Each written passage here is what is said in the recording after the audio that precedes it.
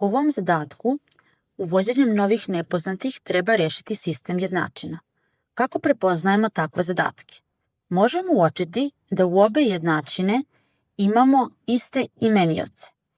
X minus 1 u gornjoj i x minus 1 u donjoj.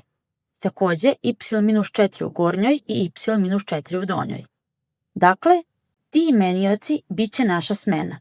Uzmimo za a 1 kroz x minus 1, a za b 1 kroz y minus 4. Te smene treba uvrstiti sada u naš sistem.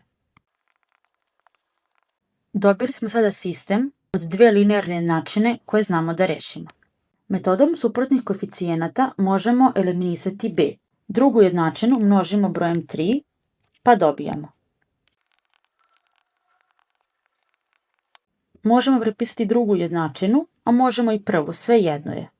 Uzet ćemo, na primjer, drugu.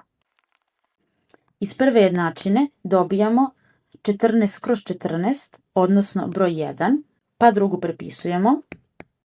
Dakle, a je 1 i sada tu vrednost treba uvrstiti u drugu jednačinu. Rešavanjem druge jednačine dobijamo da je b jednako 1, međutim, a i b nisu naš konačni cilj. Naš konačni cilj su x i y. To su naše nepoznate na samom početku ovog zadatka. Tako da sada vrednosti za a i b treba vratiti nazad u smenu.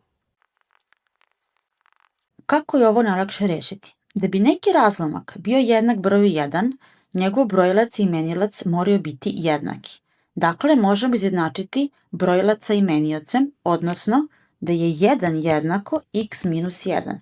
Time smo dobili običnu linearnu jednačinu, pa je odatle x jednako 2. To isto radimo i za drugu smenu.